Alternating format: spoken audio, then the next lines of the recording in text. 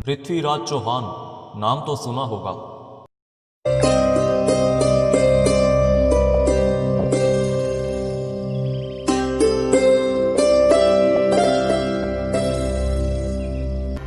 यह नाम भारत के इतिहास का एक गौरवपूर्ण नाम है। यह महारथी जितना परमवीर था उतना ही दयालु और क्षमाशील भी था। दिल्ली का अंतिम स्वतंत्र हिंदू सम्राट पृथ्वीराज चौहान, जिसने छोटी सी उम्र में ही अपने हाथों से शेर का जबड़ा फाड़ डाला था। एक ऐसा शासक जिसका प्रेम भी अमर हुआ, एक ऐसा शासक जिसने मरते दम तक दोस्ती निभाई, एक ऐसा शासक जिसे दुश्मन की तलवार मार न सकी। 12वीं सदी में दिल्ली से अजमेर तक राज करने वाले शासक पृथ्वीराज चौहान ने मोहम्मद गोरी को कुल 17 बार युद्ध में हराया था। तो चलिए जानते हैं इस महान सम्राट का इतिहास। पृथ्वीराज चौहान का जन्म सन 1166 ईस्वी में अजमेर के राजा सोमेश्वर चौहान और माता कपूर देवी के यहाँ हुआ था। उस समय वहाँ पर 6 भाषाएं बोली जाती थी: संस्कृत, प्राकृत, मगधी, पैशाची, शोरसेनी और अपभ्रंश। पृथ्वीराज चौहान को इन सभी भाषाओं का ज्ञान था। इसके अलावा उन्होंने मीमांसा, वेदांत, पुराण, गणित, इतिहास, सैन्य विज्ञान और चिकित्सा शास्त्र की भी पढ़ाई की थी। पृथ्वीराज चौहान ने अपनी बालक अवस्था से ही तलवारबाजी के अलावा शब्द भेदी बाण विद्या का अभ्यास भी किया था, यानी सिर्फ आवाज सुनकर वो अचूक निशाना लगाते थे। पृथ्वीराज संगीत कला और चित्र बनाने में भी पारंगत थे। जब पृथ्वीराज 12 वर्ष के हुए तो उनके पिता की मृत्यु हो गई और पृथ्वीराज को अजमेर के राज सिंहासन पर बिठा दिया गया। उनके बहादुरी के किस्सों में एक किस्सा यह भी है कि जब अचानक उनका सामना एक जंगली शेर से होता है तो उन्होंने बिना किसी हथियार की मदद से उसे मार गिराया था। दिल्ली पर राज करने वाले राजा तोमर वंश के अनंगपाल थे, जो कि पृथ्वीराज चौहान के नाना भी थे। महाराजा अनंगपाल का कोई पुत्र नहीं था और पृथ्वीराज की वीरता से वे भली भांति परिचित थे। उन्होंने पहले से ही पृथ्वीराज को अपना उत्तराधिकारी घोषित कर रखा था, इसीलिए जब उनकी मृत्यु हुई तो पृथ्वीराज को दिल्ली की गद्दी पर विराजित कर दिया गया।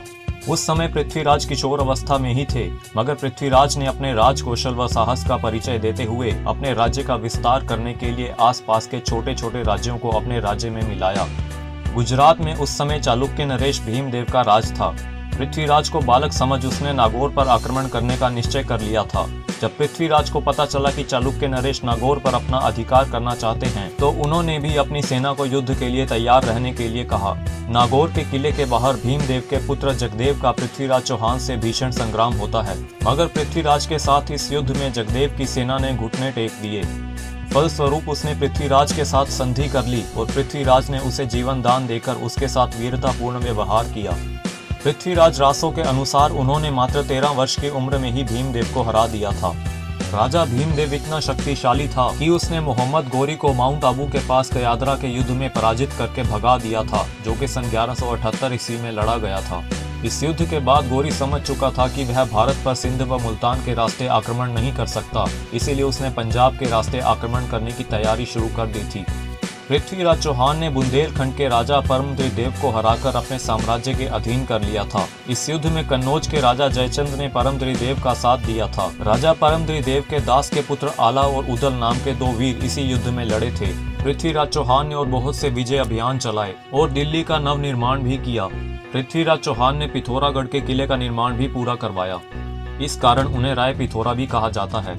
पृथ्वीराज से जुड़े इतिहास में आपको एक नाम और जान लेना चाहिए, चंद्रवरदाई। चंद्रवरदाई पृथ्वीराज के बचपन के मित्र थे, जो कि उनके सामंत और कवि भी थे। चंद्रवरदाई छठ भाषा, व्याकरण, काव्य, साहित्य, ज्योतिष, पुराण, छंद शास्त्र आदि अनेक विद्याओं से पारंगत थे। लगभग 2500 पृष्ठों की पृथ्वीराज रासों की रचना इन्होंने ही की है। वे युद्ध में, यात्रा में, सभा में सदा पृथ्वीराज चौहान के साथ ही रहते थे। इतिहास का यह भी इत्तेफाक है कि जिन वर्षों में पृथ्वीराज भारतवर्ष के अंदर अपने अजय अभियान कर रहे थे, उसी दौरान मोहम्मद गोरी अफगानिस्तान और उसके आसपास के क्षेत्रों को जीतने में जुटा था। 1186 ईस्वी में लाहौर जीतकर गोरी ने सियालकोट के किले पर कब्जा कर लिया था।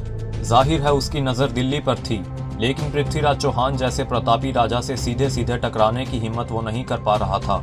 इसीलिए उसने अपनी सैन्य शक्ति बढ़ानी शुरू कर दी थी।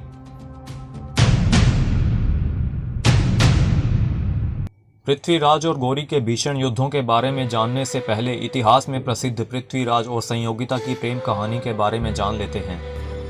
कन्नौज का शासक जयचंद पृथ्वीराज से ईर्ष्या रखता था। जयचंद अपनी पुत्री संयोगिता के विवाह के लिए एक स्वयंवर रखने वाला था, परंतु उसने स्वयंवर के लिए पृथ्वीराज को न्योता नहीं दिया था। जब संयोगिता ने पृथ्वीराज का चित्र देखा तो उसने मन ही मन यह वचन ले लिया कि वह पृथ्वीराज को ही अपना वर चुनेगी। वह चित्रकार जब दिल्ली गया तो संयोगिता का चित्र भी अपने साथ ले गया, जिसे देखकर पृथ्वीराज भी मोहित हो गए।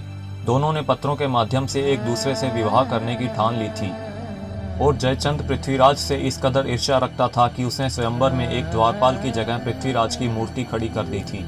जहां एक और स्वयंवर में जगह जगह के राजा पधार रहे थे, वहीं दूसरी ओर पृथ्वीराज भी अपना वचन निभाने के लिए घोड़े पर सवार होकर आ रहे थे। स्वयंवर में संयोगिता ने वहां उपस्थित किसी भी राजा के गले में हार नहीं पहनाया और वह वरमाला लेकर द्वार पर खड़ी पृथ्वीराज चौहान की मूर्ति की तरफ आगे बढ़ी और वहां जाकर उस मूर्ति को ही वरमाला पहना दी। इस घटना पर इतिहास में 2 तरह के दावे किए जाते हैं। पहला तो यह है कि पृथ्वीराज संयोगिता को घोड़े पर बिठाकर वहां से स्वयं भाग गए, और दूसरा यह है कि जब पृथ्वीराज संयोगिता को घोड़े पर बिठाकर भागने लगे तो जयचंद ने अपने सिपाहियों से उन्हें घेरने को कहा और वे गिर भी गए। तब राजा जयचंद को यह समझते हुए देर नहीं लगी कि उनकी पुत्री ने भी पृथ्वीराज का वरण किया है और ऐसे में वे अपने दामाद पर हमला नहीं कर सकते थे, इसलिए उन्होंने दोनों को जाने दिया। आपको यह भी जानना चाहिए कि इन दोनों प्रेमियों की मृत्यु भी एक ही दिन हुई थी। किस तरह से हुई थी ये आपको अंत में पता चल जाएगा। वैसे तो पृथ्वीराज चौहान की प्रेम कहानी में एक ही रानी का जिक्र है, लेकिन पृथ्वीराज रासो के अनुसार जब पृथ्वीराज 11 साल के थे तो उनकी पहली शादी हुई थी। उसके बाद हर साल 22 साल के होने तक उनकी शादियां होती रही। इसके बाद जब वो 26 साल के हुए तो उनकी शादी संयोगिता के साथ हुई। इस हिसाब से उनकी कुल 12 रानियां थी, लेकिन पृथ्वीराज रासो में सिर्फ 6 रानियों के ही नाम हैं: चंभावती, इच्छनी, यादवी, शशिव्रता, हंसावती और संयोगिता। अब बात करते हैं मोहम्मद गोरी के साथ पृथ्वीराज चौहान के युद्धों के बारे में। अलग अलग काव्यों में पृथ्वीराज चौहान और मोहम्मद गोरी के बीच हुए युद्धों की संख्या अलग अलग है। पृथ्वीराज रासो के अनुसार पृथ्वीराज ने 3 बार गोरी को पराजित किया था। हमीर महाकाव्य के अनुसार पृथ्वीराज ने 7 बार गोरी को बंदी बनाया। प्रबंध कोश के अनुसार पृथ्वीराज ने 20 बार गोरी को बंदी बनाकर छोड़ दिया था। सुरजन चरित महाकाव्य के अनुसार पृथ्वीराज ने 21 बार गोरी को पराजित किया और प्रबंध चिंतामणि ग्रंथ के अनुसार 23 बार पृथ्वीराज ने मोहम्मद गोरी को बंदी बनाया था। लेकिन सबसे ज्यादा जिस संख्या का जिक्र है वो है 18। 17 बार मोहम्मद गोरी पराजित हुआ और 18वीं बार पृथ्वीराज चौहान पराजित हो गए। प्रथम युद्ध में सन 1191 में शहाबुद्दीन गोरी ने बार बार युद्ध करके पृथ्वीराज चौहान को हराना चाहा, पर ऐसा न हो पाया। पृथ्वीराज चौहान ने 17 बार मोहम्मद गोरी को युद्ध में पराजित किया।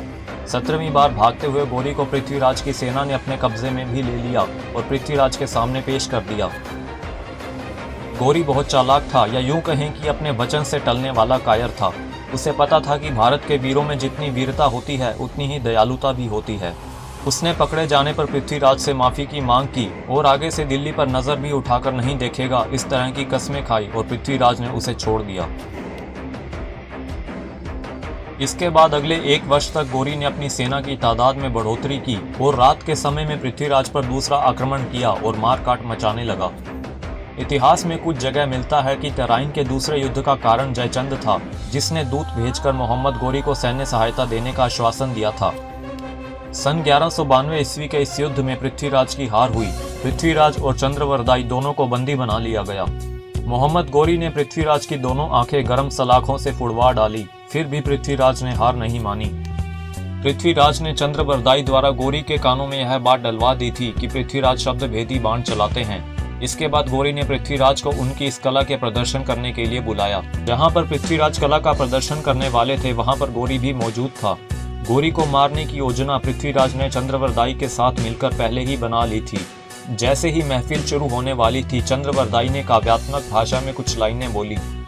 4 बांस 24 गज, अंगुल अष्ट प्रमाण, ता ऊपर सुल्तान है, मत चूके चौहान। ये दोहा चंद्रवरदाई ने पृथ्वीराज को संकेत देने के लिए कहा था।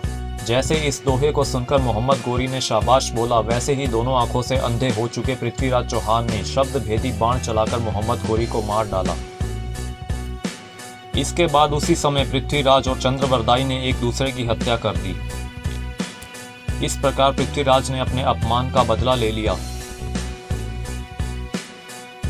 वहीं जब पृथ्वीराज के मरने की खबर संयोगिता ने सुनी तो उसने भी आत्महत्या कर ली। इस तरह एक ही दिन में 4 लोग मर गए।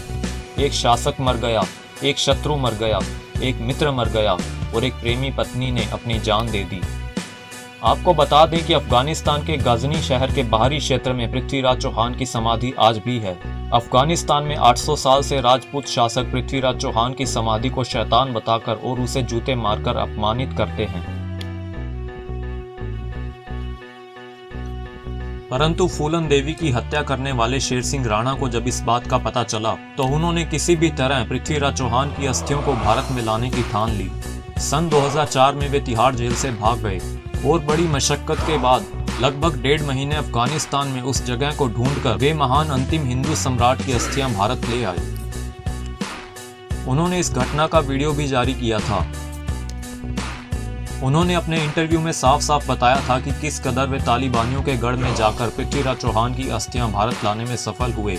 आपको बता दें कि अफगानिस्तान और पाकिस्तान के लोगों की नज़रों में मोहम्मद गोरी हीरो बना हुआ है और पृथ्वीराज को वो अपना शत्रु समझते हैं, क्योंकि पृथ्वीराज ने मोहम्मद गोरी की हत्या की थी, इसीलिए वो उनकी समाधि का तिरस्कार करते हैं।